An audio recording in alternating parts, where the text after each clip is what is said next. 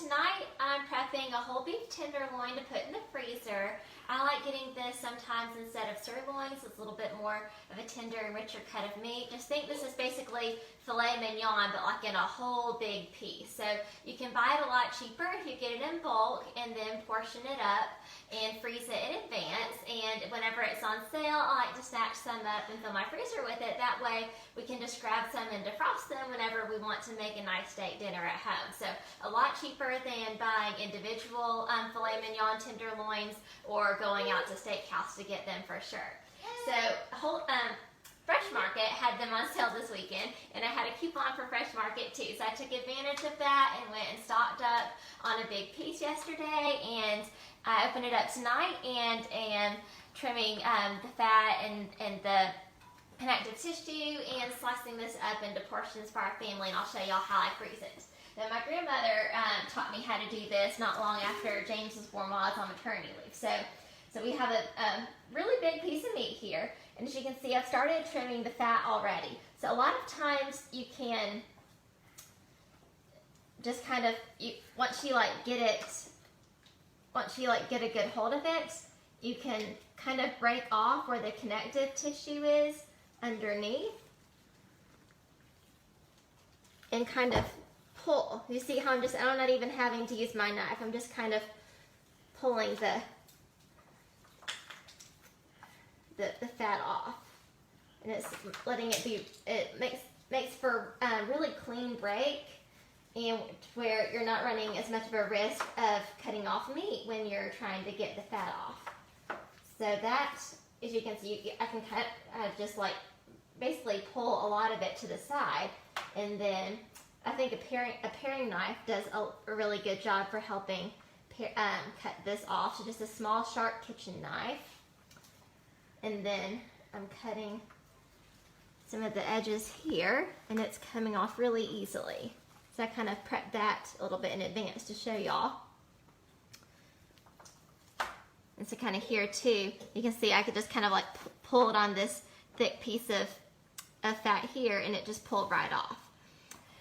And then a lot of times you're left with a kind of like a shiny skin. On pork it's called a silver skin. I'm not sure if it's called the same on the steak or not, but you just have a little bit of connective tissue here between the meat and the fat, and if you can pull that off with the fat, that's great. But sometimes you just need to get a knife right under it, like this is already pulling off pretty easily because I prepped it. So I'm going to go ahead and pull this off.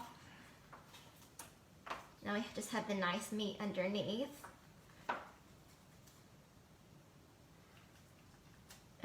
Of course, always keep your fingers well away from the knife. But now we have a little bit left under here, so basically I'm just going to put the tip of the blade right underneath it, and then just kind of shimmy it along in either direction, and then this is just kind of tearing too. If you need a little bit help with it tearing, you can just shimmy the knife along underneath it, and that gets rid of that little skin on the meat. So that'll be tough when cut. So your meat will be a lot more tender if we can go ahead and get rid of this. And prepping it before we freeze it is so much easier than having to worry about it the day that you're cooking. The day that you're cooking, it's really nice just to pull it out, defrost it, and you're set to go. You don't have to worry about trimming the fat or getting rid of the silver skin or anything like that. If you get a little bit of the meat with it, it's okay, but it's nice if we can kind of avoid that and leave as much of the meat as possible, because that's the yummy part. And we don't have to take off all the fat either. I usually just try to get the biggest pieces because that will become really chewy when it's cooked. But a little bit of fat left in the meat is nice. Just kind of marble it in there, and that'll give it some flavor when it's cooking. So that's kind of the idea. I'm not going to do the whole thing on video for y'all, but I went ahead and chopped off part of the meat, and I have a little kitchen scale that I like to use to portion things out, but if you want to eyeball it, if you don't have a kitchen scale, that's perfect too. So a lot of restaurants kind of do like 6 to 8 ounces for a steak. The recommended serving size for a steak is 3 to 4 ounces. I think that's kind of on the small size for an adult, so I try to go more 4 to 5 ounces. I really try to do 5 ounces for a serving. Just 5 ounces is a little bit smaller than a petite filet mignon that you get at a restaurant. So a little bit healthier, a little bit smaller portion than you would get at a restaurant with that petite filet at 5 ounces, but a little bit above what the dietary guidelines would recommend. So I usually try to freeze around 11, 12 ounces or so at a time at least.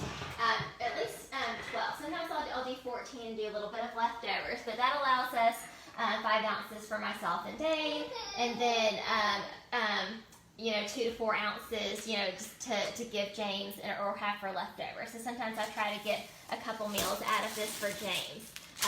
It's really nice to have food on hand for him that I can just give him leftovers and not have to prep all the time, since we have to be so careful with his dietary restrictions.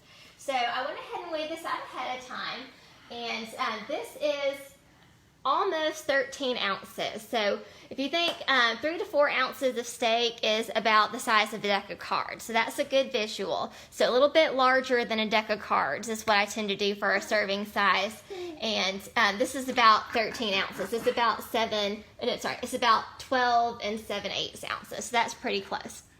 So I'm going to leave the wax paper on my scale here so I can weigh the next one. Oops, James put my wax paper. Can I have it back from me? Oh.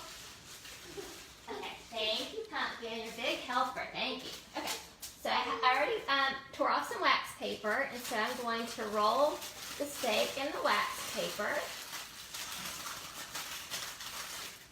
Okay, nice and tight.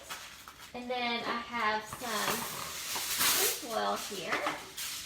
And I'm going to wrap the steak again in the tin foil. I'm going to make this nice and tight. You really want to avoid freezer burn when you're taking all the time to do the prep work and plus spending all the money on this nice cut of meat.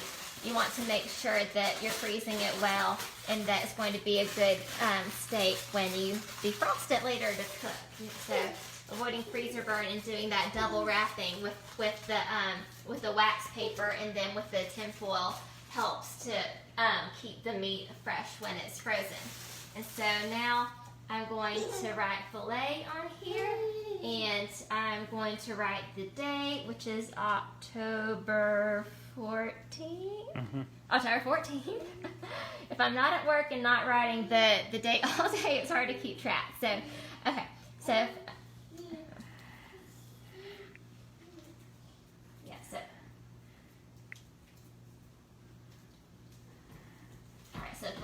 So filet and the date, and then I'm going to write 13 ounces since it was really close to 13 ounces. So that way, when I pull it out of the freezer, I'll know exactly what's in it. I'll know when I froze it so that I make sure to use everything before it goes bad, and then I know how big of a portion it is, so I know how much to pull out, whether I'm feeding just me and Dane, if I'm feeding James too, if we're having company over, if I need to pull a whole bunch out. I know exactly how many ounces it is. So that's kind of my method, and I hope y'all enjoyed the tips, and then it helps you prep your kitchen and feed your family. Y'all take care. Have a great evening.